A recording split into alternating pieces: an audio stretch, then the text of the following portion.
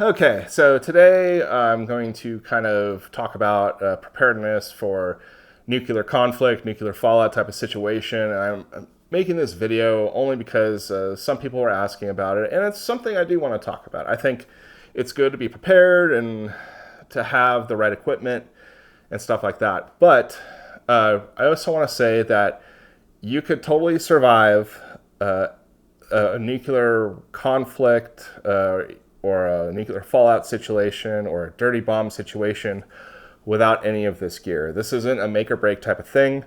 You don't need this to survive. It could help you in particular situations. It could make your survival easier, and it could save your life. It could. Not going to say it will.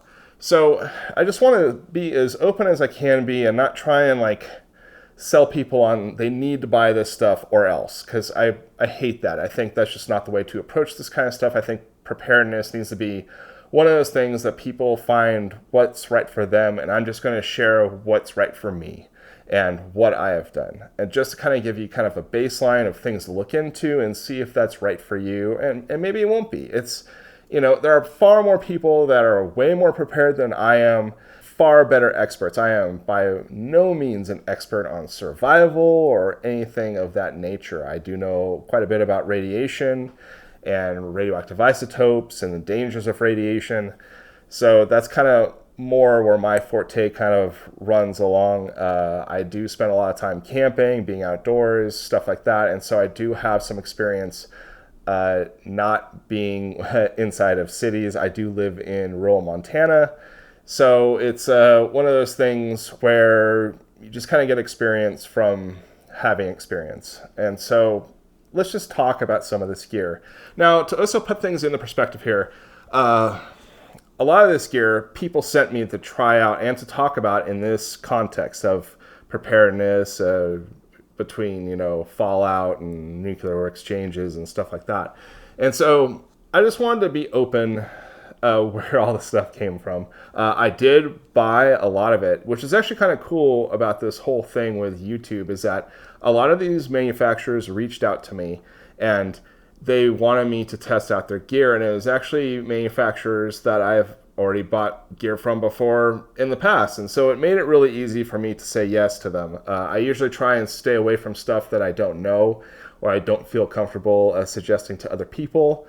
There's only one company here that actually did reach out to me that I actually hadn't tried out before, but I'm actually really happy that they did reach out to me, because it kind of plays into this whole thing, and it brings up some concerns that people had when I talk about Geiger counters and how important that is to have one in a nuclear war fallout type of situation. And I figure with things that are going on in the world right now over in Ukraine and in Russia, and Chinese weather balloons flying over the United States, there's definitely some interesting things happening in the world today that I think it would be kind of good to hedge your bets against something going wrong. So the first thing to talk about is, I personally, if I was concerned about a escalation into a nuclear conflict between two superpowers like the United States and Russia, or the United States and China, or something along those lines, I would probably move out of a city, like any major city. And that's just my opinion of it. I mean, not all cities are targeted, but a lot of them are. And so that's just kind of something to think about going forward. If you were thinking about moving out of a city, great time to go and do that. But to live in a city when a nuclear event happens, like a nuclear bomb or a dirty bomb or even a fallout cloud that blows over, I could see being much more difficult to adequately survive in a situation like that. Not only are you closer to the action of where a possible bomb strike, where a nuclear weapon strike might occur, but you're also dealing with a lot more people and a lot fewer resources. So now let's talk about some of the gear that I have in my preparedness for these type of events that might or might not happen. One of them is a Geiger counter. Now, I can't stress this enough that having a Geiger counter is extremely important in a radiological event. Now, the reason why this is important, I feel, is that to rely on others like the government or the police or fire department or whoever the emergency responders are going to be, they're going to tell you when it's okay to come out, when it's safe or something along those lines. I personally don't want to depend on that. I would like to know for myself if I can go outside and check on other loved ones in the area, or to try and get supplies if we're running low. And so having a Geiger counter, I think, is one of the most important pieces of technology to have in a situation like this. Now, this is a Ludlum Model 14C, and I really enjoy using this Geiger counter, and it's very hardy. It's a very tough design, and it can detect alpha, beta, and gamma radiation. It actually has a high range detector built into the unit. And so this makes it a pretty good and solid detector to have in an emergency situation like the ones I listed off before. And so I can really highly recommend Geiger counters that are built like this. There are a couple different companies that make Geiger counters like this, but I think Ludlum does a terrific job, and I would seriously look into getting one either off of eBay or from Ludlum's site. I also have this Radeye B20. Now, this is a good little meter, and this will pretty much do everything that this does too. So these two detectors, I believe, are right around the same price range. This is probably a little bit cheaper. I think you could probably get this one for around $1,500, all said and done, maybe even a little bit less, depending. Like, I got this one for, I think, around $750 off of eBay. It is brand new. It looks like it came right out of a lab. And then this Geiger counter, the one I always use in my videos, this Radeye B20 from Thermo Fisher, this usually costs around $2,000, and that can be very expensive for a lot of people looking to get into a Geiger counter, and so I totally understand. There are plenty of other options out there. I actually did a video talking about some of the other options that are out there when talking about Geiger counters. And one of the questions that people brought up, well, what happens if there is a nuclear bomb and an EMP knocks these detectors out? Which is a very reasonable thing to question, because these aren't impervious to EMPs. And so I guess we'll just segue that right into the next thing I want to talk about, and it's actually EMP and EMF blocking bags. Now, these bags, I haven't tested them against an EMP, and so I'm just kind of going off of what the company says.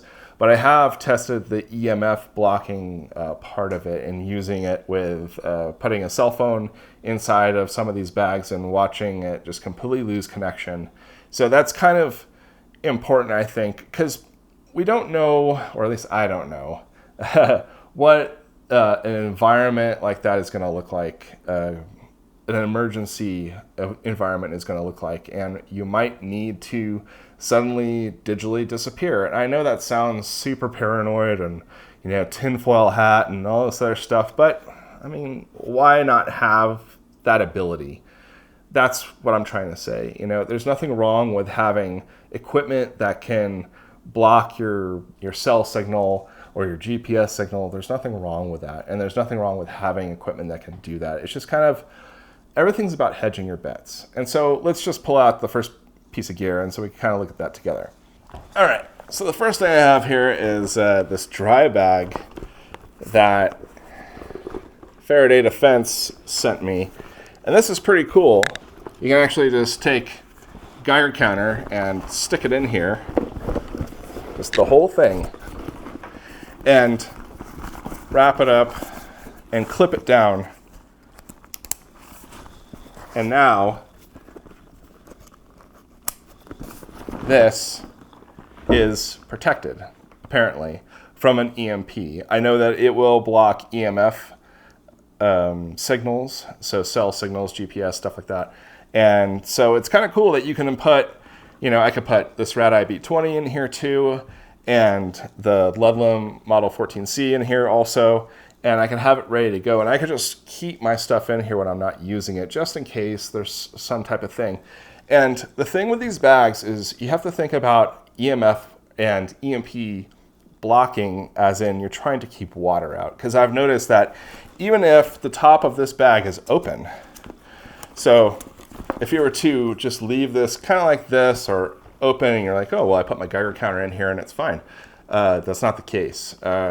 I've left my phone in here with this open and it still is able to connect. And so try and think of EMPs and EMF type of stuff as water. You need to kind of block that flow of water. And so that's what this bag does. And so that's pretty cool.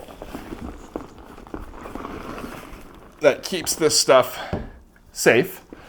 And so that's kind of a cool little thing. And then there's also these guys too. So these are EMP bags, and these are pretty sweet. I haven't put a bunch of stuff in them, but these apparently are bags that you can go and put like tablets, cell phones, Garmin, stuff like that have maps preloaded onto them, or radios. That's the other thing that I think would be good to put into a bag like this. And then you could also kind of nest them together so you can have like double the protection. If it's something that's really crucial, you want to really protect certain electronics against like an EMP. That'd be good to have. Very beneficial, I think. So I think this is a good solution for protecting your gear against a possible EMP from either a nuclear detonation high up in the atmosphere or from some other type of threat that I'm just not thinking about. It's good to hedge your bets against something going wrong. That's all I'm trying to say. This is kind of cool gear, and I'm like pretty excited about it because I like gear. I like, like most people, I think, like gear. And so I like the idea of being able to still use my stuff after an event where everything gets zapped. I mean, that's just something that's, I think, very beneficial. And if you can have something that doesn't cost that much and just kind of keep stuff in there that you want to have and use in case of an emergency situation, or you just store your stuff in there. I mean, this bag here is, big enough for a laptop easily, or you can slide your laptop into one of these larger bags on the back here. I don't know the ins and outs of EMP ranges, but I know that if something is detonated high up in the atmosphere, it can knock out a huge portion of our power grid along with all of our electronics. Just in case you want to keep using technology that you find important, like a Geiger counter that I find important, or a radio, like these walkie-talkies. It's good to have the ability to continue to use electronics and stuff like that. I don't think batteries get affected by EMPs, but I know that the lithium-ion battery packs, those for sure would probably get fried. So it might be good to maybe kind of put like some charged up lithium-ion battery packs in here so you could charge stuff that can be charged through USB and stuff like that. It's kind of a good thing to do. Okay, so the other thing I want to bring up too are gas masks. Now, these may seem a little intimidating at first, these type of gas masks from MIRA Safety. They did not send me these. I actually own these before they reached out to me. So that's how I feel about these. And I feel it's kind of good to have. Again, it's not something you absolutely need to survive, but it would be very beneficial if you had to go outside or if you happen to be driving around away from home and you were trying to get back, just to kind of protect yourself so you don't breathe in fallout particles that will be extremely radioactive. That's the whole thing that these do. These do not protect you from radiation. These would protect you from breathing in radioactive particles. Particles that are radioactive that will continue to emit radiation after you breathe them in. That's what these are good for. So I'll just pop on some of these guys really quick.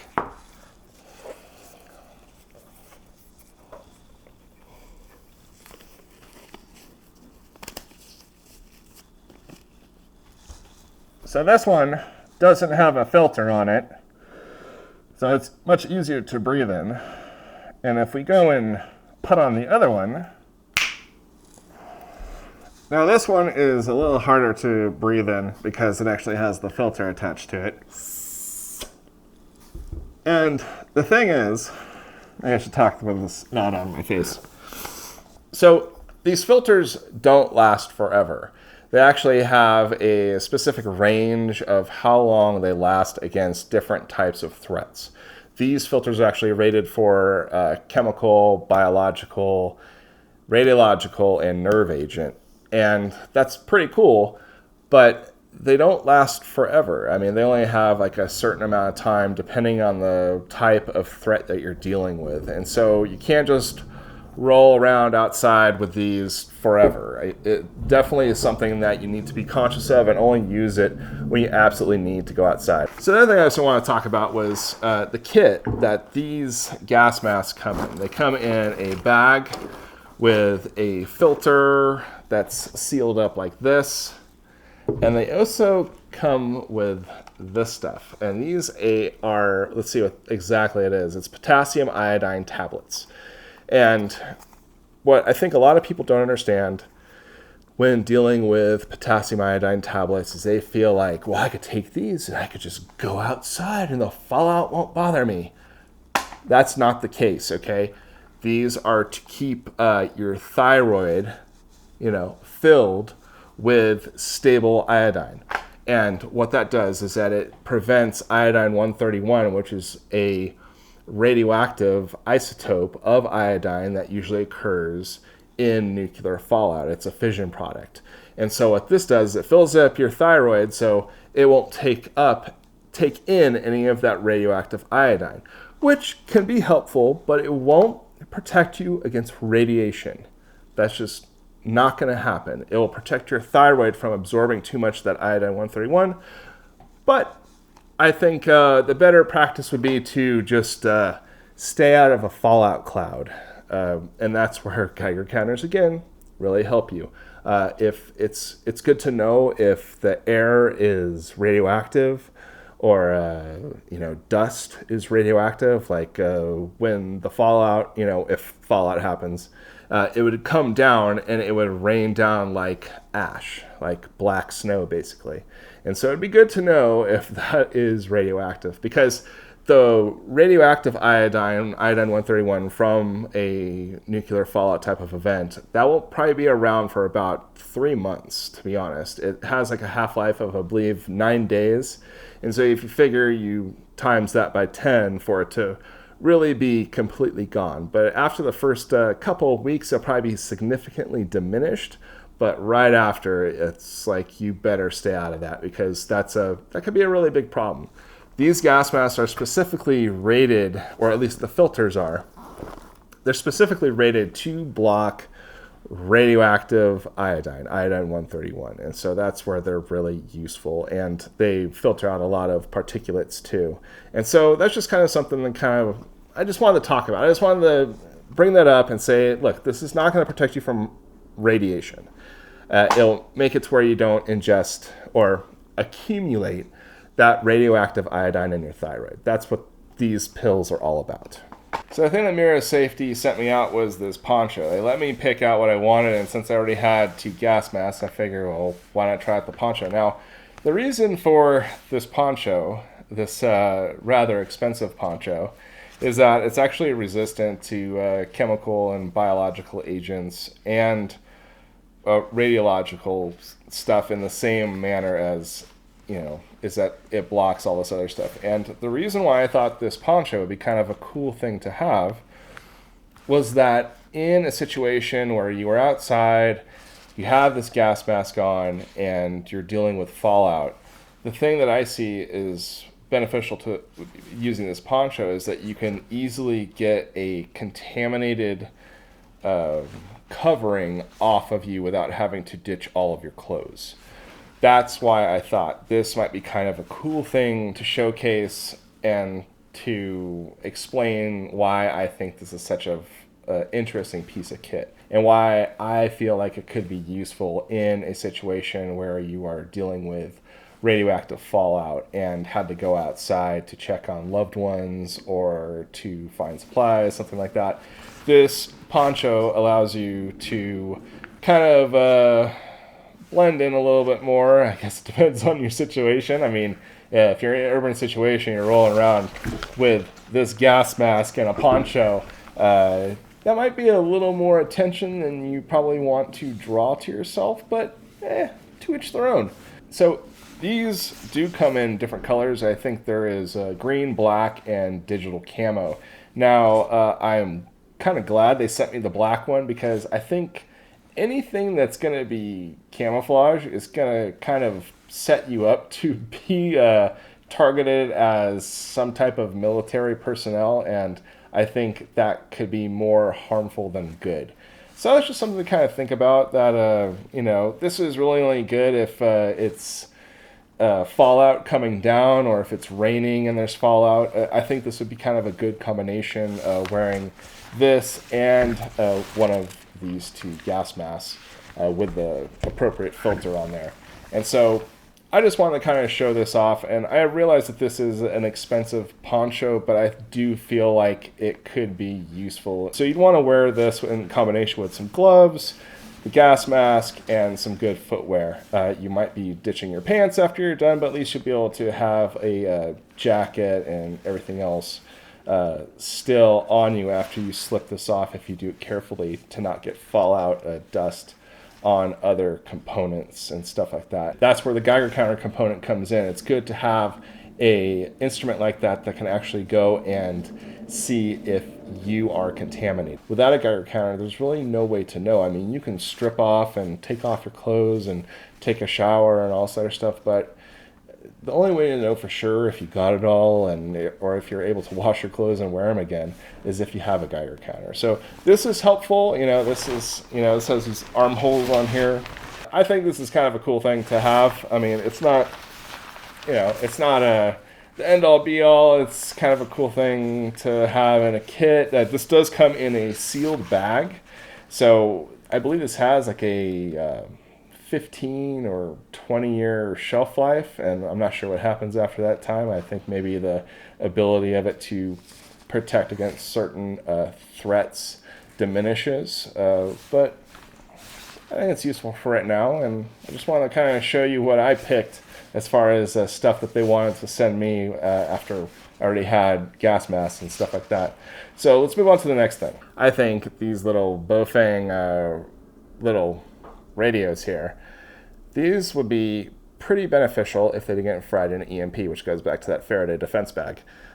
These are good, and they have a very long range. They're also ham radios too, so they can actually be pinged off of repeaters and stuff like that, and you can use them for communication, and I think that's going to be very handy when cell phones aren't working. That's going to be the biggest problem. And so if you need to like give this to a family member or something like that that happens to live in the same city that you live in, or your kids or something like that, it's kind of good to have a way to communicate. I can't stress that enough because I don't know how many people remember the time before cell phones, but it was a very different time, and when there's actually no phone calls going out and these are the only things you have, that could be a pretty big convenience, let's put it that way.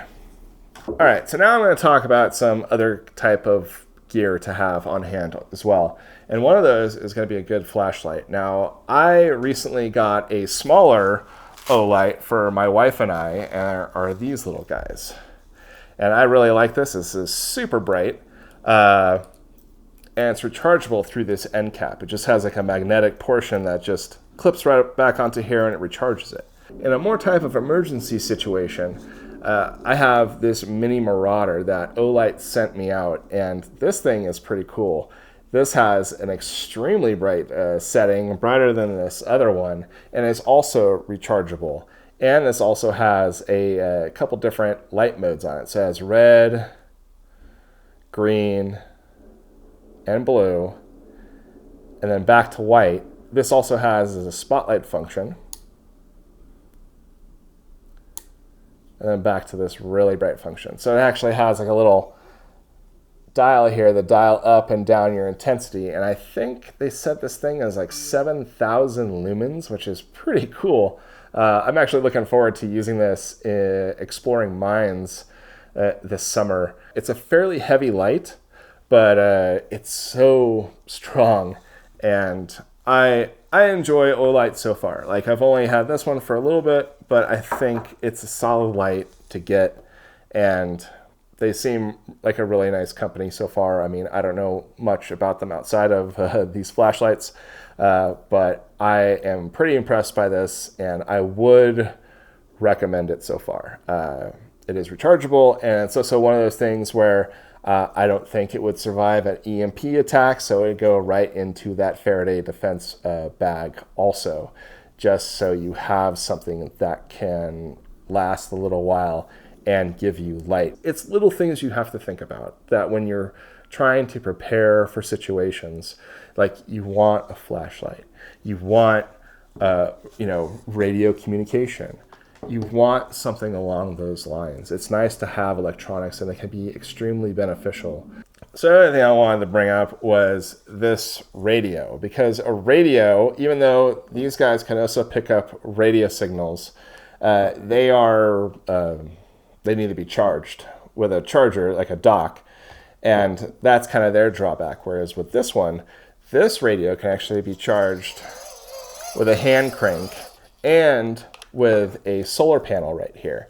And this also has a light built into it and a light right here. And it has a radio. And so I think something like this would also go into that EMP bag, so as to, so that can actually be used when the time comes. The world we're living in right now is one that is progressively getting unstable. And so it's just kind of good to, like I keep saying, to hedge your bets against something going wrong and to just be prepared. And that's all I'm trying to convey with this video, is that it's all about preparedness, and you don't need to be, a conspiracy theorist or something like that, or, whatever. There's nothing wrong with being prepared in case things go wrong. And so this is just kind of like a little taste of the things that I feel would benefit people living through an emergency situation, one in which a nuclear bomb has gone off in the country, or a bunch of them have, or if there's a fallout cloud coming towards your house, or something along those lines, or a dirty bomb. It's just, it's good to be prepared. And, I don't think you should live in fear or anything like that. There's a difference between living in fear, and then there's another thing of being prepared. And I think just being prepared, like having mental preparedness of things going wrong, is good to have. I mean, if 2020 and 2021 and 2022 have shown us anything, is that supply lines can get disrupted fairly easily without there being some type of mass casualty event like a nuclear bomb going off. It could just be from things shutting down. And so having, stuff to prepare yourself through hard events or supply line disruptions, and I'm not trying to say gas masks are going to help you in that regard, but having a good flashlight when the power goes out is good to have. Having walkie-talkies when the cell towers go down, that's good to have. And I think gyro counters are great to have, because I personally like them, and I think it's good to learn about that stuff. And hopefully nothing happens. Hopefully the world keeps on chugging away, and we can work through these problems, and everyone can stay safe. But it's good to have a plan and to keep food and stuff like that. And now that we're on the subject of food, I think food is important to kind of squirrel away, like Mountain House Meals. I think they make some really good stuff, super tasty meals. And that's freeze-dried, can last for 30 years in storage, and all it needs is some water that you boil up and put in the bag, and they're ready to rock. But now that goes into the other question of water. So the other thing I have is this Lifesaver Jerrycan that has a filter built into it. And apparently this thing can filter out 5,000 gallons of water. So you can fill this thing up 1,000 times before the filter needs to be replaced. And it's a good thing to have a plan to filter water, because water is one of those things that we need. We need water way more than we need food. You need water pretty much every day. You can maybe go one day without it, but you're gonna have a really rough time. So having a system where you can actually filter out water and keep a lot of water on hand in case something does go wrong, because if you lose power, it's more than likely going to affect your water supply, and that's going to be a huge problem for survival for people. A lot of like these mountain house meals or whatever, they require water to use, and having a good clean source of water might be a problem when there's an emergency happening. And so having an ability to filter out your own water and to actually go out to a source and to bring back a decent amount of water where you can use it for a long time until you need to go back out and resupply, that can be very beneficial. So with all that said, I hope you learned something new about kind of preparedness in case like some type of nuclear exchange happens, or if there's a fallout cloud heading towards you or something like that. Now, I know that sounds all super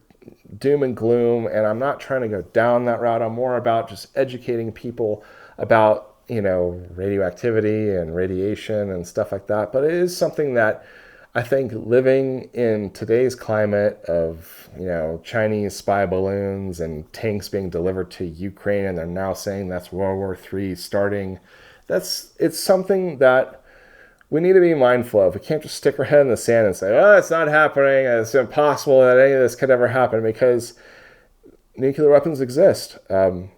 They've been used before. They could be used again. It's not outside the realm of possibilities. And that's what I'm just trying to convey here, is that not to live in fear, like I keep saying, but just to be prepared. And there's nothing wrong with having that type of mindset, to just be aware of what's going on in the world, have the necessary means to have it to where your family survives or your friends survive. There's nothing wrong with people going and doing this stuff and learning from it. I also would encourage people to buy books on survival, on how to farm, how to grow crops, how to forage for food in the forest, even though after a fallout event, the likelihood of a lot of that stuff being contaminated is going to be extremely high. It's just something that if things totally go down and society goes back 100 years or something like that, or even further than that, it's good to have this knowledge in book form. Not on your computer, not on your iPad, not on your phone. Because even if you do happen to have your phone in one of those bags that will shield it from an EMP and all this other stuff, there's no guarantee that you'll actually be able to access that information unless you downloaded it to your phone. But I think having information in a book form is much easier, and it's much easier to pass on that information in that form as well. So that's all I really wanted to talk about today, and to kind of give people a way to like look at all this stuff and to see what I think is kind of a good idea to have and to use. I hope you enjoyed this video and learned something about preparedness in case of any type of event, and I'll see you in the next one. Take it easy.